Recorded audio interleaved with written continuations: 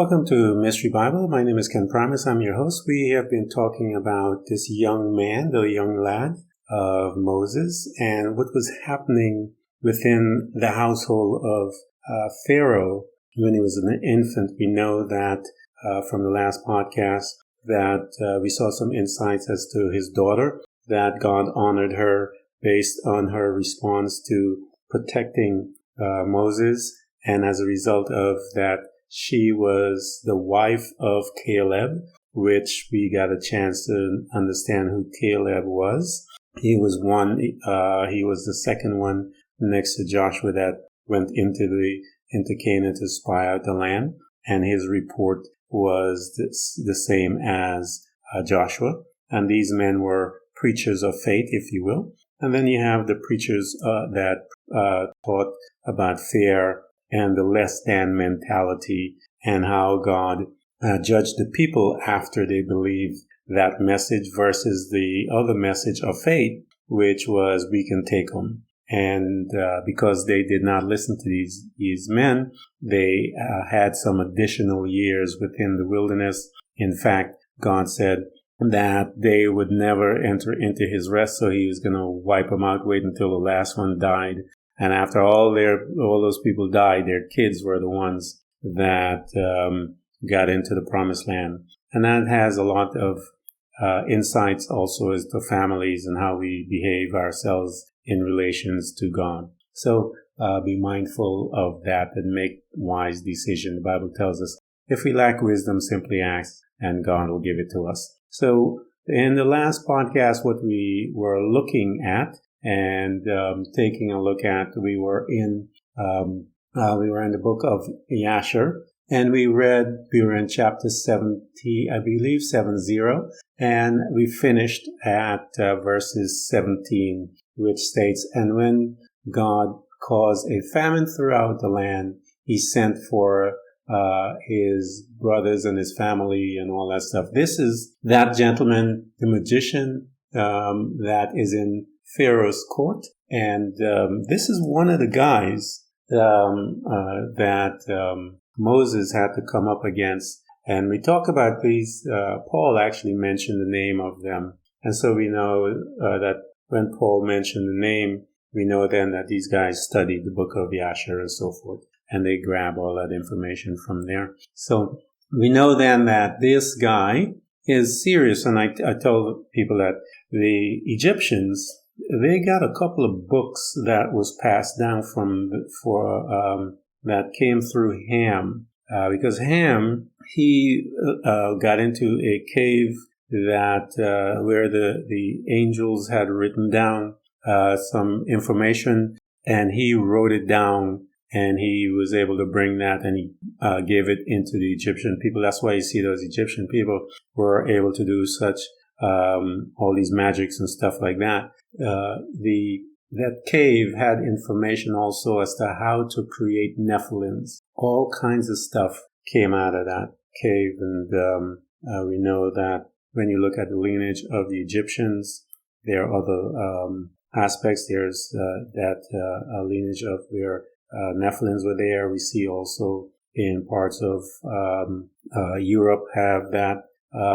We know that the parts of the Mediterranean have that. All of these things, we see these guys, and the gene is still passing through mankind, but it is not as it was back in the day, because God had told the children of Israel to wipe them all out, but they did not. And so we know then that they came back, and we're going to get there because we know that David and Goliath's family were a bunch of Nephilims, descendants of Nephilims and stuff like that. So these giants. So now this is the testament of this magician that is before Pharaoh, and he is giving them, Balaam is his name, the son of Beor, and he is giving them a history of the children of Israel, and he started from Abraham, and he's going through all of them. And so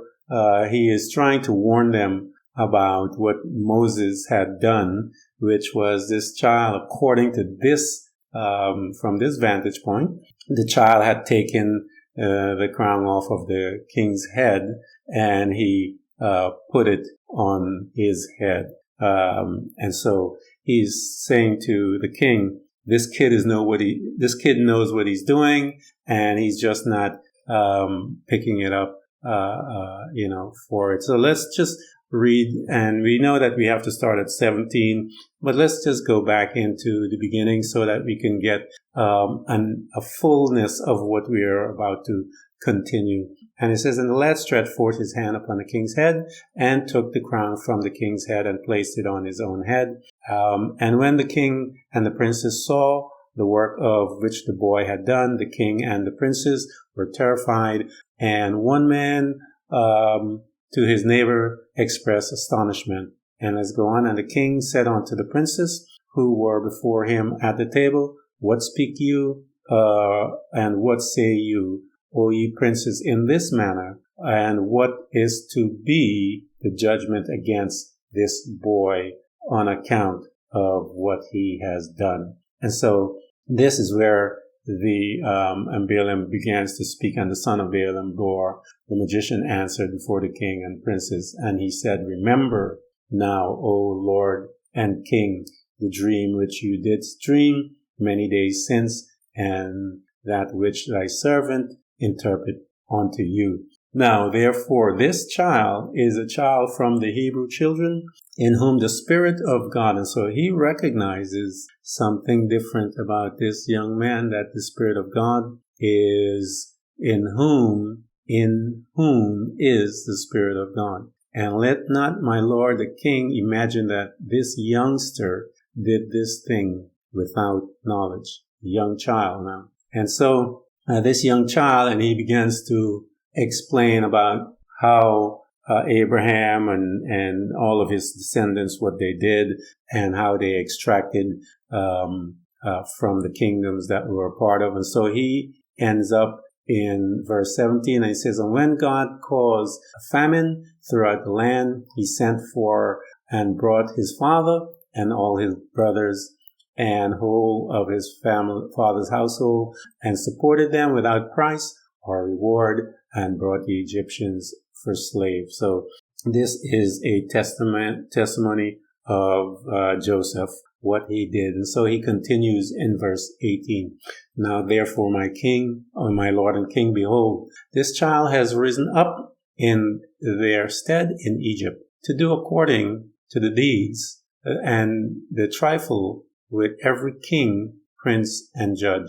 If it please the king, let us now spill his blood upon the ground, lest he grow up and take away the government from your hand, and the hope of Egypt perish after he shall reign. And Balaam said to the king, let us moreover call for all the judges of Egypt and the wise men thereof, and let us know if the judgment of death is due to this boy, as thou didst say, and then we shall slay him. And Pharaoh sent to call all of the wise men of Egypt, and they came before the king. And an angel of the Lord came amongst them, and he was like one of the wise men of Egypt. So we see now an introduction of this information about there's an angel, okay? And that is seen in a couple of books. In the Legend of the Jews, that angel is Gabriel. And we see in the book of Yasher, we'll see if it identifies him, because I want to read everything to you guys. But in the Legend of the Jews, I want to let you know that that angel is a representation of Gabriel. And we know who Gabriel is. He's one of the archangels. And so let's see. And the angel who seemed like one of them, a wise man of Pharaoh, he is amongst them. And so he's going to hang out and talk, and let's see what he says amongst them as well, because this is getting some fun. It's just, it's interesting to see what people say and do. So we see that he calls them, and all these men from all over came, and they're having this discussion about what are we going to do about this young man. And Pharaoh sent and called all of his wise men of Egypt, and they came before the king. And an angel of the Lord came amongst them, and he was like one of the wise men of Egypt. Now judge you also and see what is due to the boy for the act he has committed. And the angel, whom seemed like one of the wise men of Pharaoh, answered and said as follows: Before all the wise men of Egypt, and before the king and the princess, if it please the king, let the king send for men who shall bring before him an onyx stone and a coal of fire, and place them before the child. And if the child shall stretch forth his hand and take the onyx stone, then shall we know that with wisdom has the youth done all that he has done, and we must slay him. But if he stretch forth his hand upon the coal, then shall we know that it was not with knowledge that he did this thing, and he shall live. And the thing seemed good in the eyes of the king and the princes, so the king did according to the word of the angel of the Lord. And the king ordered the onyx stone and the coal to be brought and placed before Moses. And they placed the boy before them, and the lad endeavored to stretch forth his hand to the onyx stone, but the angel of the Lord took his hand and placed it upon the coal, and the coal became extinguished in his hand. And he lifted it up and put it into his mouth, and burned part of his lips and part of his tongue, and he became heavy in mouth and tongue. So he got burned, and we know that when you get burned, that your mouth swells. And when the king and the prince saw this, they knew that Moses had not acted upon wisdom in taking off the crown from the king's head. So I want to talk to you guys here for a moment. It is really important about this thing about grace, that there's an aspect of grace that I've taught about, and I haven't gone into detail about it here at this site. But there's a scripture that tells us that the grace of God had caused the counsel of mankind, that the king negated wise counsel so that the will of God for his people, because there was favor there. And when God, he said he will confound the wise, he'll allow the foolish things to confound the wise. But one of the power of the favor of God is that it will cause people in general to move away from wisdom, from something that would look wise, that the decision to make, so that you can benefit from it. Because why? The will of God supersedes the will of man always. It says, many are the plans of the man, but God establishes his ways. So God's ways will trump you and I. That's why he says, seek ye first the kingdom. Teach me your ways, that I may walk in it. Why? Because if we, many are the plans of that a man makes, but the will of God. So it's important to go to God and grab his will, because Jesus said, I do the will of the Father. And then it means that you and I can do the very same thing as well. We just go. He says, go. He's your Father. He's not a stranger. And so he has plans for your life. But what I wanted to show you here is that he will cause people to follow counsel so that you can live and be victorious in your way. Because we see that the child was going towards the onyx, because a child will look at that, and of course the beauty of the onyx and so forth, the colors and all that stuff will attract the child. And it was the angel that moved his hand to the coal. So now we know then that there was an intro of an angel within that story. So let's go now to the other source, okay? And this is the legend of the Jews. We know that we saw in Jasher how the angel rescued him. And so now let's take a peek and see what it says in the legend of Jews. When Moses was in his third year, Pharaoh was dining at one day, and the queen, same situation, and the queen and his daughter, the queen is on his right, the daughter is on his left, and the infant Moses was put in a lap,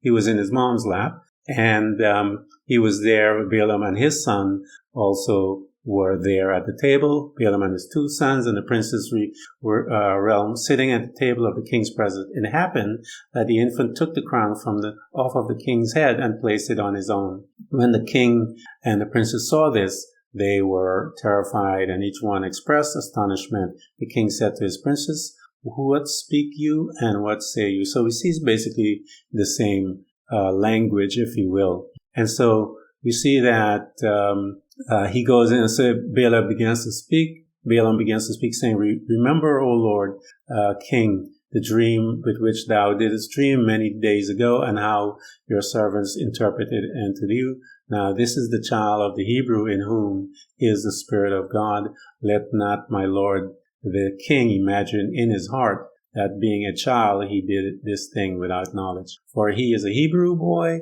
and wisdom and understanding are with him, although he is yet a child." So we see then that he is, when Moses was in his 3rd year. So we see now the age of this young man when they were trying to kill him because he took his crown off of the king's head. So let's see. He goes through the same stories. He talks about, Abraham's family and all of them, all the way down to Joseph. And so we're going to pick up from that place. And so we see that it says that Pharaoh sent and called all his wise men of Egypt, and they came, and the angel Gabriel was disguised as one of them. When they were asked their opinion in the matter, Gabriel spoke up and said, "If it please the king, let him place an onyx." Okay. We see place an onyx stone before the child and coal on the fire. And if he stretches out his hand and grasps the stone, then shall we know that the child had done what he had done was with wisdom, and all he has bad done, and will slay him. So he's telling him the same. But if he stretch forth his hand and grasp the coal or fire, then shall we know that it was not with consciousness that the child did the thing, and he shall live. The counsel seemed good in the eyes of the king, and when they had placed the stone and the coal before the child, Moses stretched forth his hand towards the onyx stone and attempted to seize it, but the angel Gabriel guided his hand away from it and placed it on the live coal. And the coal burnt the child's hand, and he lifted it up and touched it to his mouth and burnt parts of his lip and parts of his tongue. And for all his life he became slow of speech and of slow tongue. Remember, the Bible talks about when Moses states, he said when God calls him, when he says to him, "I want you to go down and talk to my people," and Moses makes a statement. He says, "I can't speak." So we see then that this incident, some additional information, this is why I wanted to read it right after each other so that you can see this particular piece. Again, we are looking at the same story, and I've mentioned this to you, the same story, but different points of view, different vantage point based on the writer and what they are trying to get. The Book of Yashar, the writer, is just straight to the point. He tells us that that's what happened. The kids burnt his tongue. The Legend of the Jews gives us a little more information. It tells us that this was why Moses became slow of speech and slow of tongue, because of this incident while he was here as a young child. And so this is some good information. I hope you guys are enjoying, the information that I bring to you. You guys can, comment, make some comment, those that are on listening at the podcast and those that are listening to on YouTube or wherever. Make some comments. Let me know if this stuff is something you like, or if you don't like it. Just let me know so that I can make adjustments. But again, my goal is to go through the Bible and bring these additional stuff to you guys. And sometimes it's good to hear from you to let you know that I'm on the right path, or I need to go and study some more on this particular topic. I know there's some requests that I go into the Nephilim story a little more, and I am going to do that. But I will do that as I move through the Bible, because there is they are introduced or reintroduced into the biblical text. And so I'm going to wait until that happens, and then I'll spend some time, do several podcasts, and go into deeper with concerning the Nephilims, because I did a lot of traveling in Turkey, in Armenia, in Georgia. These are places that there were lots of stuff that they had found on the Nephilims and so forth. This particular part, I haven't gone to the other aspect, the other parts of the world yet, but I went specifically to this part of the world to grab some information and study some more there. And I went to some sites that talks about quite a few of these guys. I know that in Georgia, one part of Georgia, that Nimrod's son was killed there. I know, there's a lot of information, and we're going to go into all of that, as I mentioned, but that's just a sidebar. Just ask your questions, and I will get to them as quickly as I can, because I love hearing from you guys. But we see that Gabriel, it is told us that he was the one that was assisting Moses to make this choice. And we know that as a result of this, it goes in and it tells us that this was the incident that made him slow of speech, if you will, as a man, because he mentions it when he was before God, when God says to go and talk to the children of Israel. And that's when God brought in Aaron. He says, I will send Aaron with you, so that you don't have to worry about that, because God had talked to him. He says, I'm the one that made your tongue. I can fix that. And but he gave him his brother to come and walk with him as well. So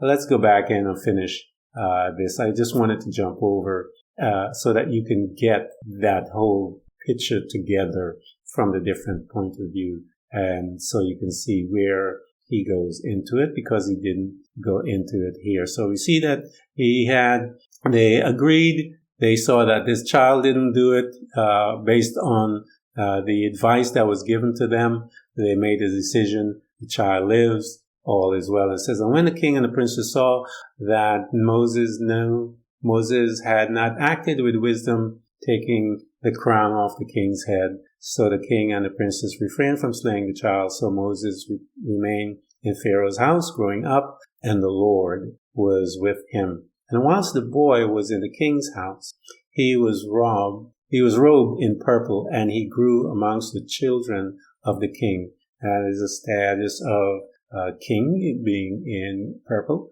a royal family, if you will. And Moses grew up in a royal family. So it says, and when Moses grew up in the king's house, his Bethiah, the daughter of Pharaoh, considered him as a son, and all the household of Pharaoh honored him, and all the men of Egypt were afraid of him. And Moses asked them, saying, wherefore is this labor meted unto you this day? And they told him all that had befallen them, and all the injurious which Pharaoh had done upon them. So he's hanging out with his Jewish brothers, and he's asking them some questions, because it says, and he grew up in the king's house, and it says, and he daily went forth, and he come into the land of Goshen, where his brethren, the children of Israel, were, and Moses saw them daily in shortness of breath and hard labor. And Moses asked them, wherefore is this labor meted out unto you day by day? And they told him all that had befallen them, and all the injurious injunction which Moses had put upon them. And they told him all the counsel which Balaam the son of Beor had compelled against them, and what he had also counseled against him in order to slay him when he had taken the king's crown off of his head. So these men are filling in the information. They're telling him, hey, you were a little kid, you didn't know about this. And so they began to explain. And Balaam was afraid of Moses. It says, and when Moses heard these things, his anger was kindled against Balaam, and he sought to kill him. and he was in ambush for him day by day. So when Moses heard this wonderful news, he had purpose within himself that I'm going to take this boy out. And so he wants to take him out before he takes him out. And it says, and Balaam was afraid of Moses, and he and his 2 sons rose up and went forth from Egypt, and they fled and delivered their souls and betook themselves to the land of Cush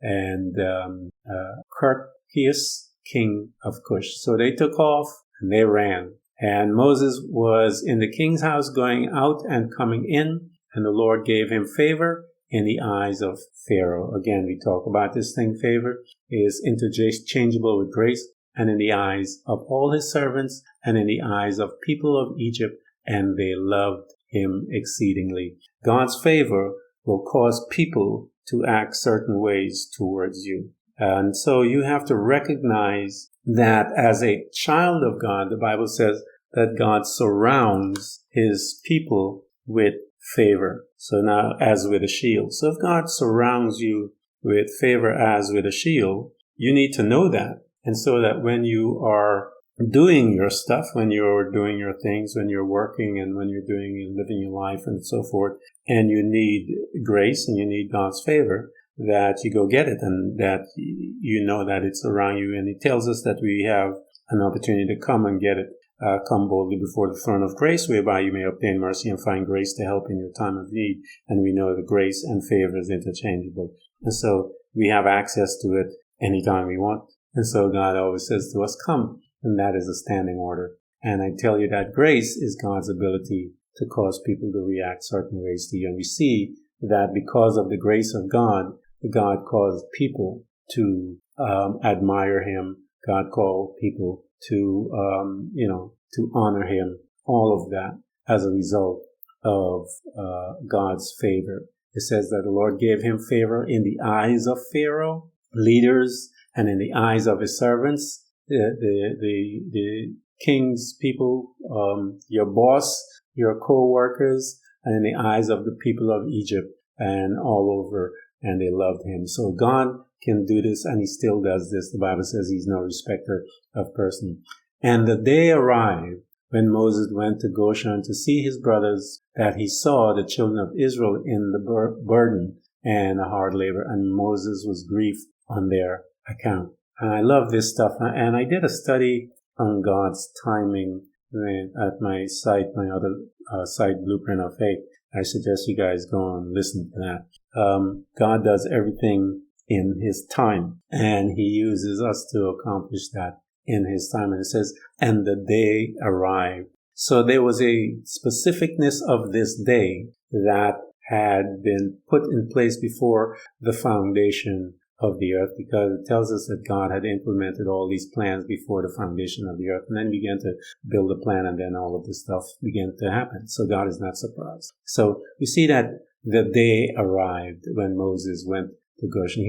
We read earlier that he was going to Goshen to see his brothers. But this day was a little different. And this day was the beginning of a new walk in a new journey that he was about to embark. And so many of us, we have, and the day arrived when. And so be very mindful that you and I have these days, that the day arrive when. And that day when it comes, it'll change your life forever. So now let's rewind and take a look and see what he says. Moses went to Goshen, and he saw that his brother, the children of Israel and their brethren, were in hard labor, and Moses was grieved on their account. And Moses returned to Egypt and came to the house of Pharaoh and came before the king. And Moses bowed down before the king. And Moses said unto Pharaoh, I pray you, my lord, I have come to seek a small request from you.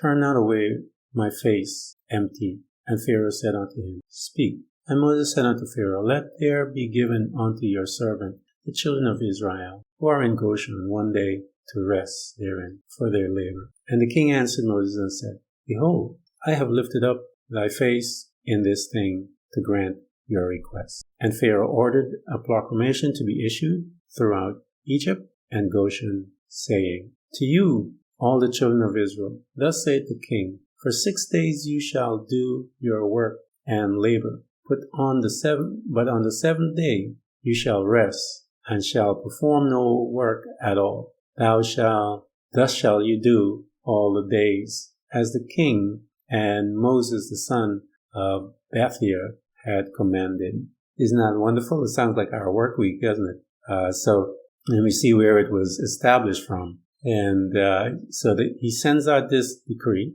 and this command, and Moses rejoiced at this thing which the king had granted to him. And all the children of Israel did as Moses ordered them. For this thing was from the Lord, the children of Israel, for the Lord had begun to remember the children of Israel to save them for the sake of their fathers. 400 years before, God had promised Abraham that this day would come. He would send a deliverer. And here it is. We see that the changing has come. The new journey has begun. And God is calling all of you and I to a new journey in our life. And I want to challenge you guys to be aware of it. It says, so they put this in place, and God is about to do some things for their father's sake. It says, and the Lord was with Moses, and his fame went throughout Egypt. And Moses became great in the eyes of all Egyptians and in the eyes of the children of Israel, seeking good for his people Israel, and speaking word of peace regarding them to the king. I just want to thank you guys. This has been a good one, man. You and I have work to do while we're here on this planet. Time is close, guys. We have 6 weeks that, according to God's timeline, and I've done that. I suggest you guys go back. It's right here in this podcast, and you go back and look at the pre-Adamic age and all those different things. And I did a study on God's timeline, and I did all of that. And we know that there's a 6-week period, and it tells us that a day is as 1,000 years before God. So we have a 6-week period, and then we know that the 7th day is that day of rest. And so we see here some principles that you and I have to be aware of in our life. And we are in the 6-week period, and it is close to that day where Jesus comes and begins the millennium age. And but before that, is all hell will break loose. The Bible says that what is coming this earth has never seen, and will never be able to handle that again. And so I want to be able to encourage you guys that all of us were born for a reason. And it is my hope that you guys are able to recognize within yourself where you can say, and the day arrive when. You have work to do, guys. One of the purpose of me teaching here is so that you can become aware of who you are, so you and I can change this world.